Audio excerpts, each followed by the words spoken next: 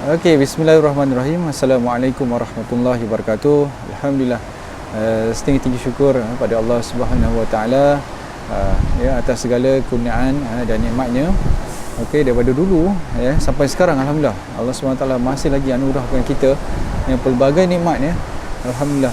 Jadi tuan-tuan dan puan sekalian, pada video kali ini insya-Allah saya ingin kita buat ulang kaji ya berkenaan tentang buku kajian Magnet Rezeki, di mana inilah version yang kedua, iaitu pada version yang pertama itu okey, kalau kita tengok di bahagian penulis tu hanya Ustaz Nasrullah, tapi pada version yang kedua ini ya, itu Ustaz Nasrullah dan juga Ardi Gunawan. Jadi tuan-tuan sekalian, apa yang kita boleh pelajari ya, saya terus kepada topik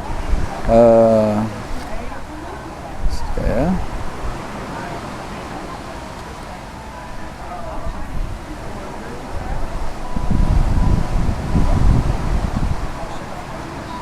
Saya terus kepada topik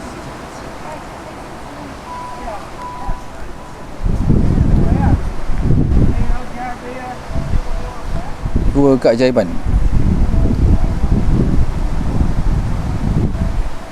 Okey. Umat Islam ini dahsyat luar biasa. Ketika Allah katakan jadi, maka jadilah.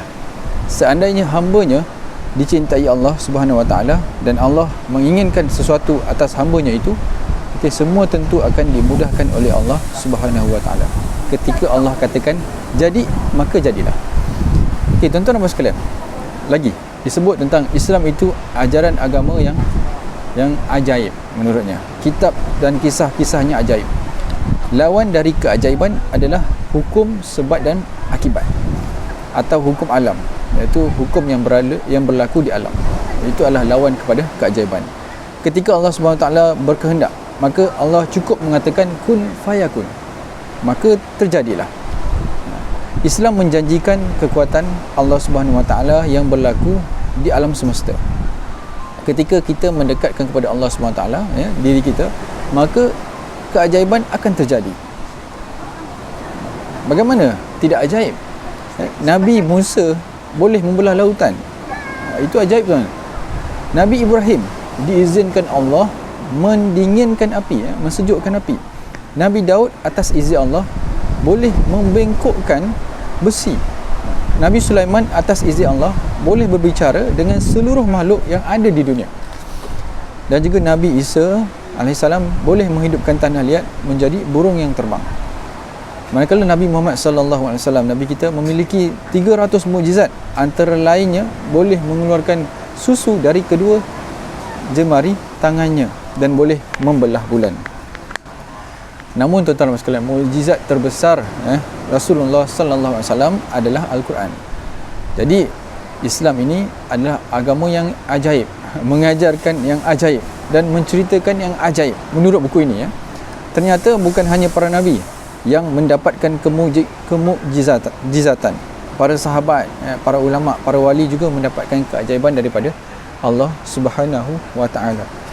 Dan keajaiban ini bukanlah merupakan pertolongan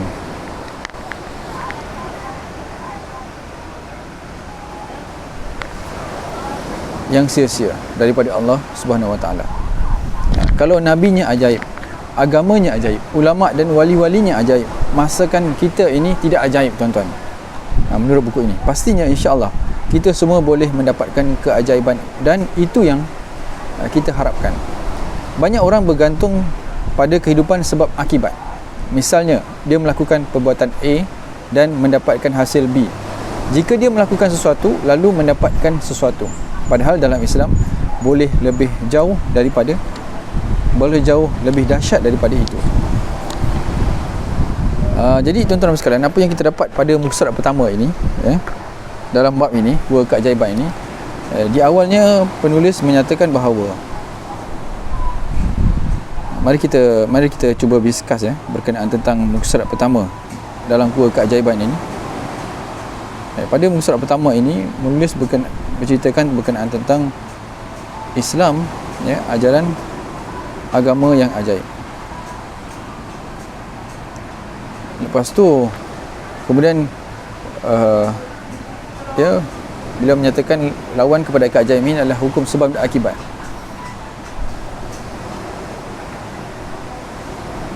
Namun tuan-tuan sekalian, keajaiban ini akan berlaku apabila kita mendekatkan diri kepada Allah Subhanahu wa taala. Ya.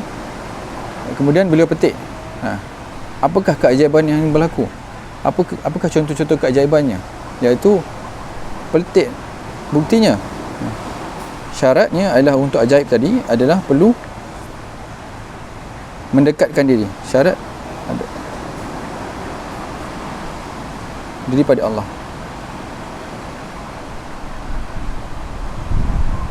Kemudian contoh-contoh Nabi tadi ya, Nabi Musa membelah lautan, Nabi Ibrahim sejukkan api, kemudian Nabi Daud bengkokkan besi, kemudian Nabi Sulaiman berbicara kepada semua makhluk, Nabi Isa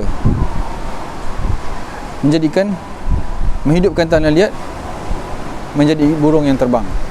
Kemudian Nabi Muhammad SAW membelah bulan, ya, keluarkan air susu daripada jari jemari, ya, dan juga yang mujizat sebesar adalah Al-Quran.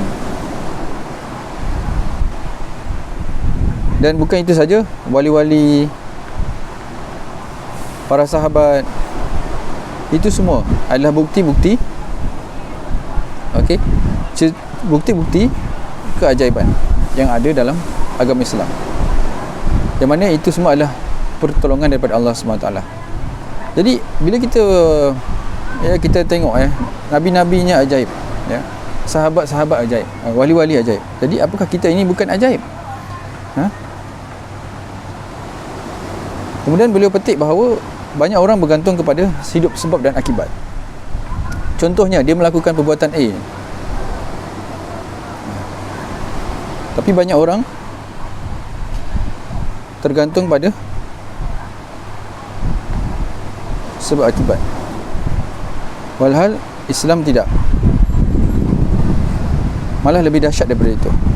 Jadi untuk page yang pertama dalam bab ini, apa yang kita boleh simpulkan adalah bahawa, okey, kalau kita terbalikkan isi-isi poin tadi, bahawa banyak orang sebenarnya tergantung pada sebab akibat, walhal sebenarnya Islam itu tidak tergantung pada sebab dan akibat semata-mata.